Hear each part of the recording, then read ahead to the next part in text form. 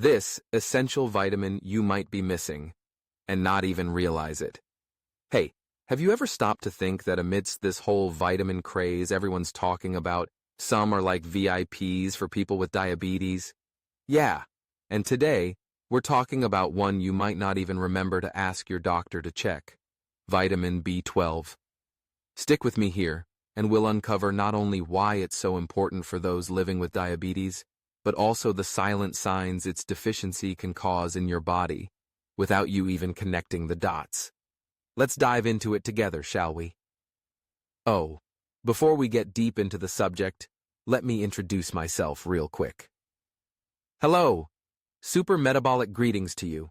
I'm Dr. Anonymous, and you're in our little corner dedicated to simplifying type 2 diabetes and showing paths to reverse this condition.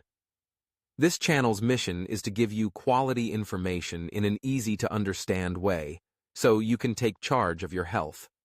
We talk about much more than just blood sugar, because our goal is to empower you, give you knowledge so you can take better care of yourself, and maybe even reverse your diabetes. Yes, reverse it. It's not a miracle, not a magic cure, but with information, care, and understanding how your body works, you can achieve incredible results, often with less medication. And for this mission to continue, I need your help. If you like the content, go ahead and hit that friendly like button below. It helps the channel grow immensely. And even more importantly, share this video. You know that little arrow for forwarding? Click it and send it to your family and friends' WhatsApp groups. Share it on your social media. Get this information to anyone you think might need it. Not everyone has easy access to quality medical guidance these days, right? And if you're not part of our community yet, subscribe to the channel so you don't miss any new videos. Alright, now for real. Vitamin B12 is in the spotlight. When we hear about vitamins these days, two immediately come to mind, right? We've heard about the famous vitamin C our whole lives, and more recently, especially after the pandemic, vitamin D became the star of the show. Everyone's talking about it. But look, in my sincere medical opinion, vitamin B12 might be even more important than those two for many people, especially for those who have diabetes or are at risk of developing it. Think about it. Vitamin C, we need very small amounts, and it's in almost every fruit, salad, a little here, a little there, and boom, we usually have enough.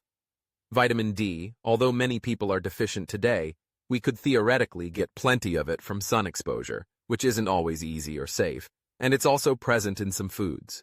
Now, vitamin B12 is different. First, our body needs slightly larger amounts of it. Second, and most importantly, vitamin B12 only exists naturally and significantly in animal products. Meat, fish, eggs, milk, and dairy. It simply does not exist in plants.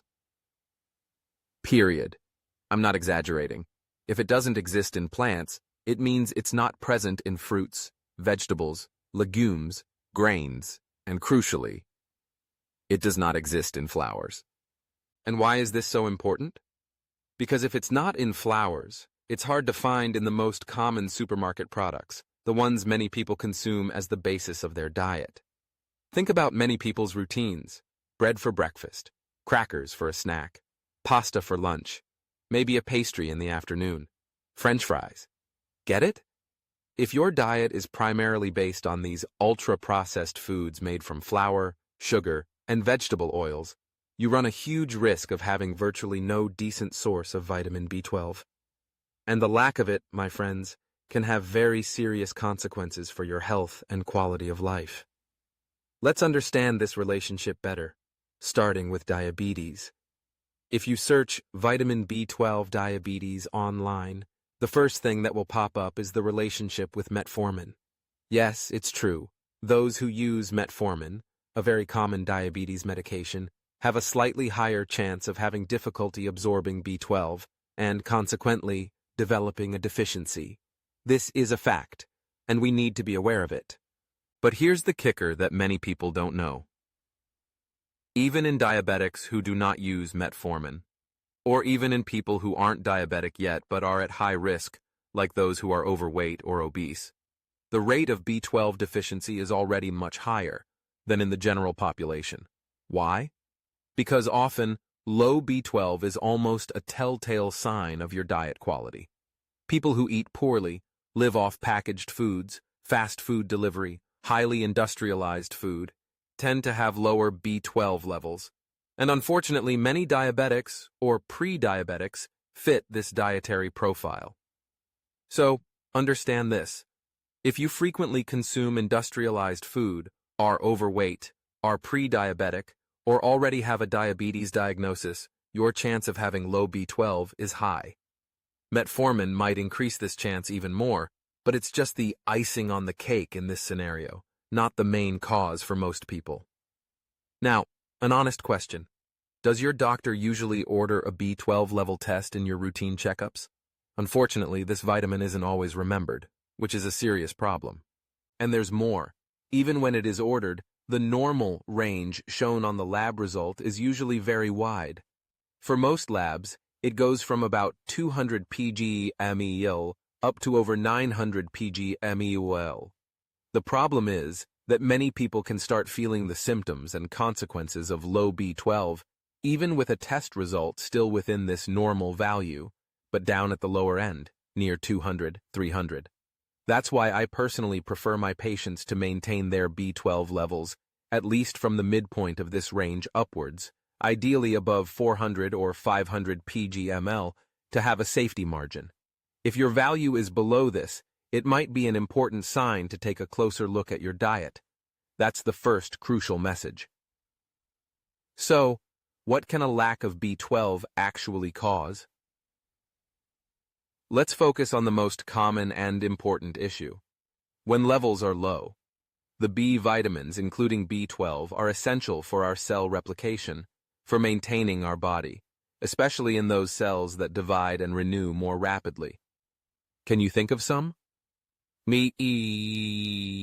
Skin, hair, and nails. These structures are always renewing themselves. Lack of B12 can cause very characteristic symptoms. Frequent canker sores. In the mouth, painful little cracks at the corners of the lips. Angular cheilitis. Areas of the tongue becoming sore. Reddish, or even having a bald appearance.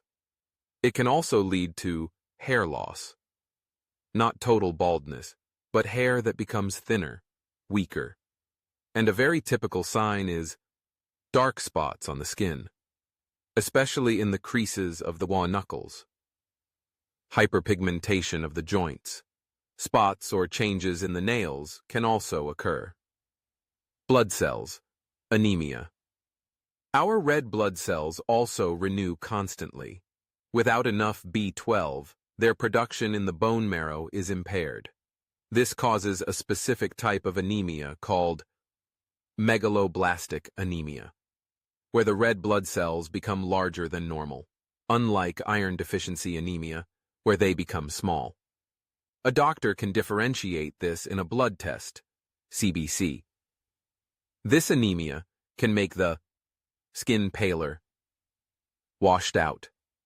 In more advanced cases, these large defective cells last less time in the blood, are destroyed more quickly, and this can lead to a buildup of bilirubin, causing jaundice, yellowish skin and eyes. Energy and mood. Both the B12 deficiency itself and the anemia it causes can lead to extreme fatigue, muscle weakness, lack of motivation, and a huge feeling of malaise. The person feels constantly tired, with no energy for anything. Often these symptoms are so intense that they can easily be mistaken for depression or other mood disorders. Imagine being treated for depression when the real problem is the lack of a vitamin. Some nerves, neuropathy, and cognition. Perhaps the most serious and worrisome consequence of B12 deficiency is damage to our neurons, both peripheral and in the brain. B12 is crucial for maintaining the myelin sheath, the insulation that protects nerves. Its lack can cause our peripheral neuropathy. You know that neuropathy diabetics fear so much, with sensations of tingling, pins and needles, burning, or numbness. Mainly in the feet and legs, but it can affect the hands too? Well, diabetes can cause this due to excess sugar, but B12 deficiency, which is also common in diabetics, can cause or worsen neuropathy through a different mechanism. Furthermore, brain neurons also suffer. In more severe or prolonged cases of deficiency, problems with memory, difficulty concentrating, mental confusion, and even reversible dementia can arise.